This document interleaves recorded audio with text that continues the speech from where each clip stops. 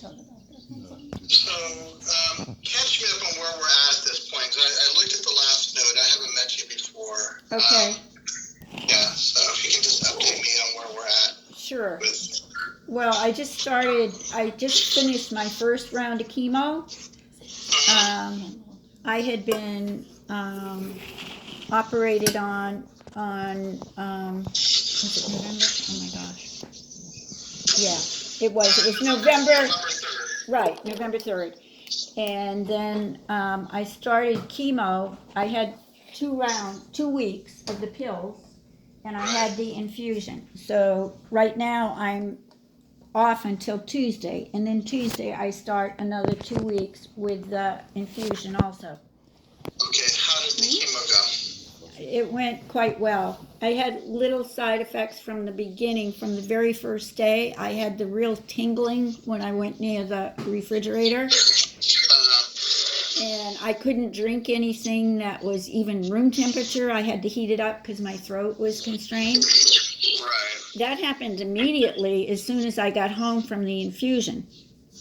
Right. And then after about a week or so now I don't have the tingling. I don't have it now. And I'm able to drink things that are room temperature for sure. Okay. Yeah, you can expect that's going to probably happen with each cycle.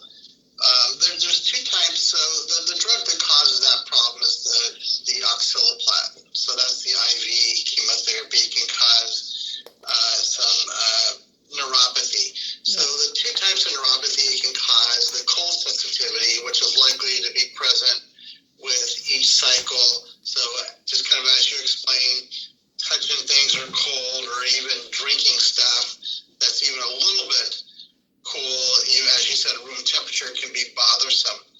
And that usually will go away in a period of time. Now, the other type of neuropathy is people can develop kind of persistent, what we describe as what we call paresthesias, where even when you're not exposed to cold, sometimes people can have numbness or tingling in the fingers and the toes.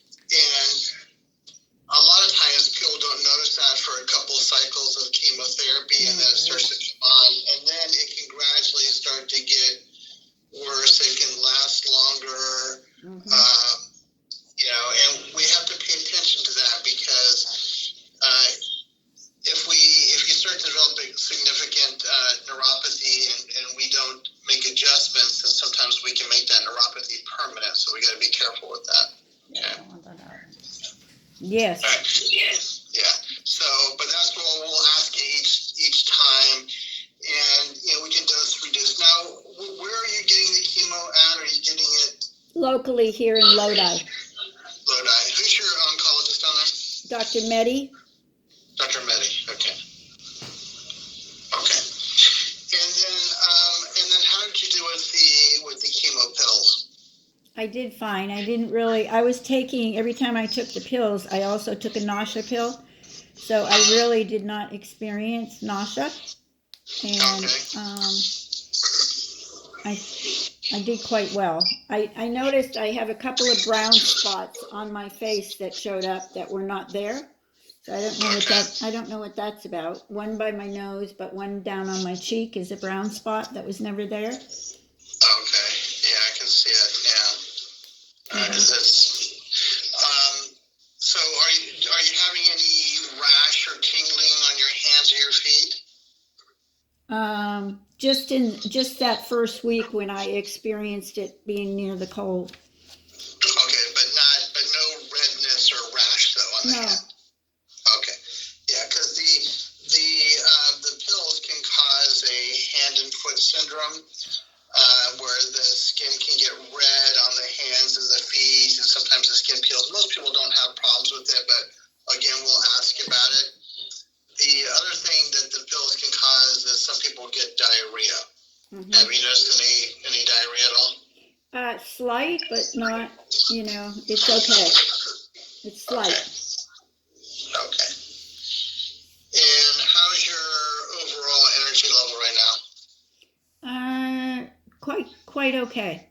Yeah, I have to rest in the afternoon, but yeah. Okay. any other symptoms or side effects I didn't ask you about that you want to relate to us? None that I'm aware of, just that spot on the face and the tingling, and that was about it. Okay. Yeah, so it sounds like you're doing well. And then the plan was, let's see here, 3 months. 3 months. They're going to give you 3 months of the chemotherapy, or they're going to give you, so 3 months total, or they're going to give you 3 months and then switch you to just a single agent drug? 3 months total. Total, I think. Oh, okay. All right. But he was going to check on the immunotherapy. Dr. Johnson was. Yeah, I saw the note there. So when he logs on,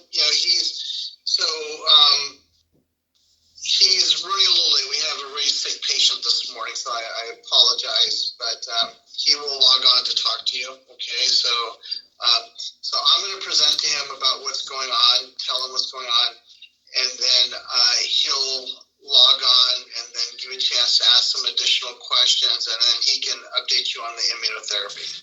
Yes, and I did have a question, so I'm not sure if it goes to him or if I have to investigate somewhere else. But What was that? he said that he was going to move forward, I guess, with getting me an appointment with a rheumatologist in case they were trying to switch me over to the immunotherapy because I have RA.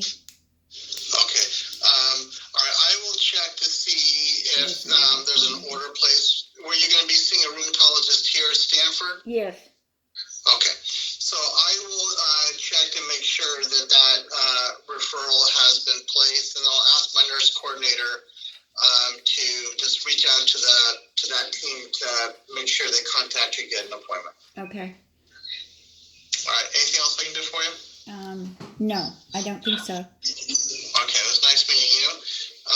So just stay logged in. Hopefully it won't be too long, but we'll keep you updated. We'll log back in with you if there looks like there's going to be some delay, but he'll try to log on as quick as he can here, okay? Okay, thank you. All right, bye-bye. Just fine.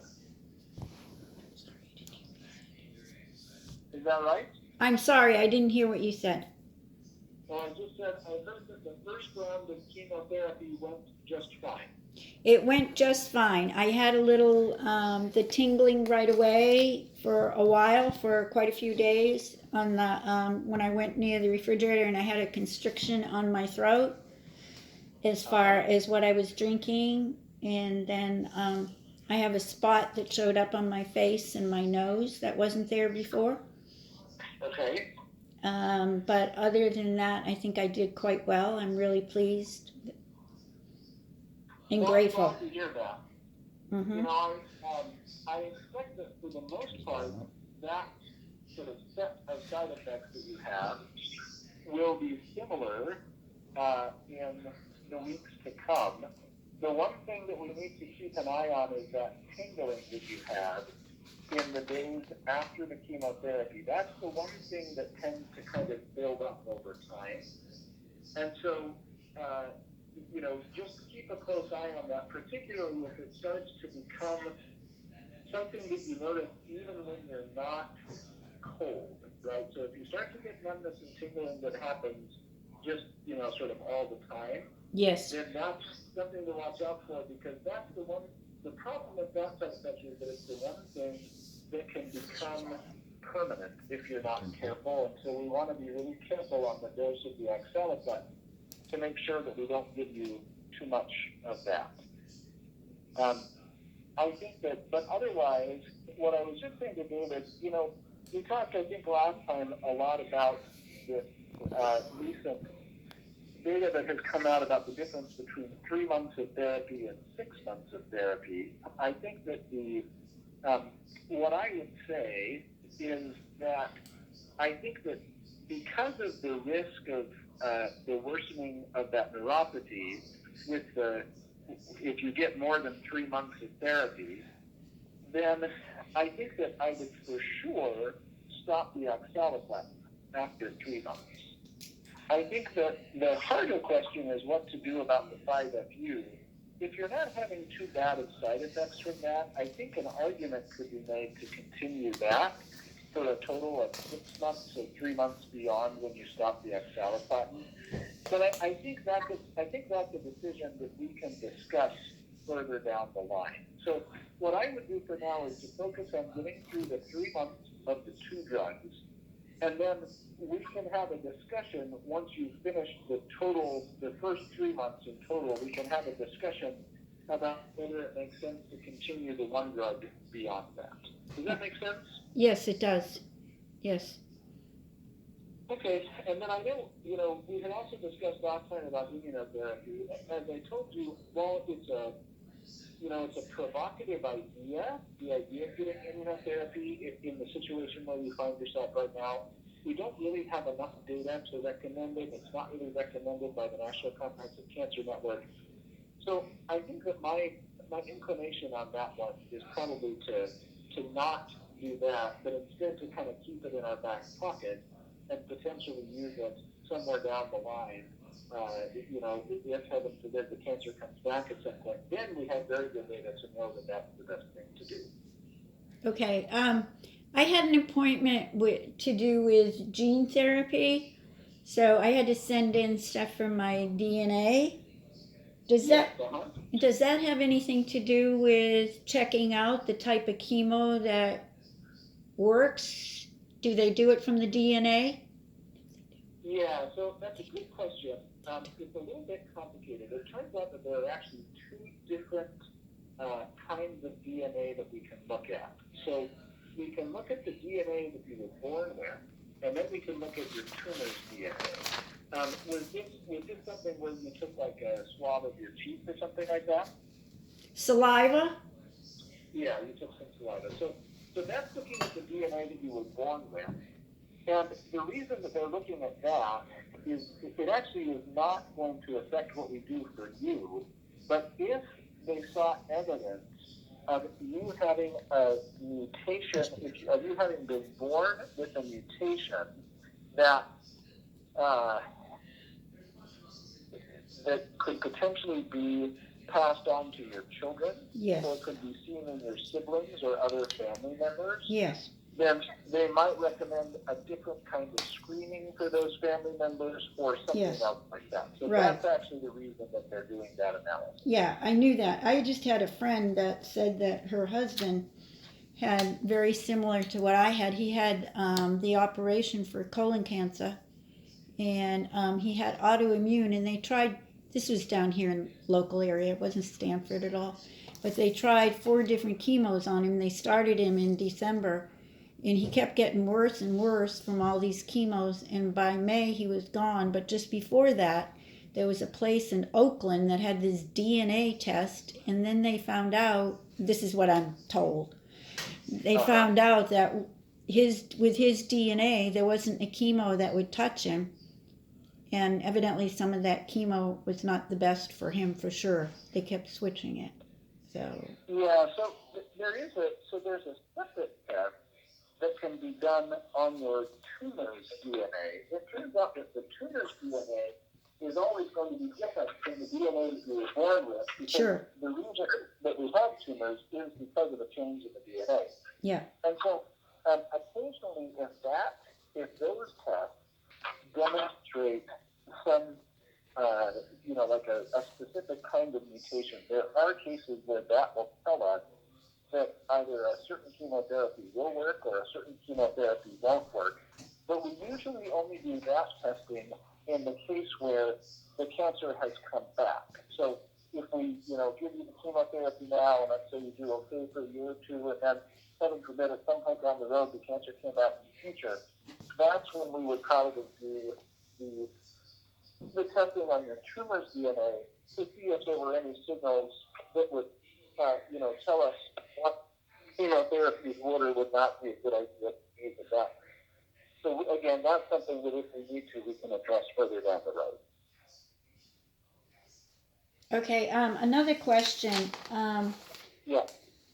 There's tests being done at the Johns Hopkins University there for Yes. for menbendazole. Mebendazole, Yeah, so I'm just wondering, what to think about that. Yeah, so we have patients who bring that up some with us from time to time. There has been some intriguing work that seems to suggest that mebendazole is a medicine that is usually used as an anti-parasite agent. That is to say, it's for combating worms. And so there has been some provocative evidence that seems to suggest that it may also have a role in fighting cancer. But those are, right now, that data is pretty early, and I think that we just don't have enough, we just don't know enough about it to use it routinely. So, again, something that we can kind of keep our eyes on, and, if heaven forbid the cancer should come back somewhere down the road, that's certainly something that we could look into again. But probably not something we would use right now. Okay. All right? Yeah, I am. Well, I'm also trying a little bit of CBD oil. I'm having trouble regulating because I don't know what I'm doing. But how do you feel about the CBD? Yeah, so, CBD is a little bit of a funny thing in the sense that there has been very little research done on it, because even though, in California, of course, it's widely available, right? You can get it even without a prescription or a doctor's note or anything. But it is still technically considered to be illegal by the federal government. The reason that I bring that up is because it is, because it's considered illegal by the federal government, scientists who have any kind of federal funding are not allowed to study it. Okay. And so as a consequence, there just hasn't been very much research done on it. And so we don't really know very much about the way that it interacts with chemotherapy or about its safety profile.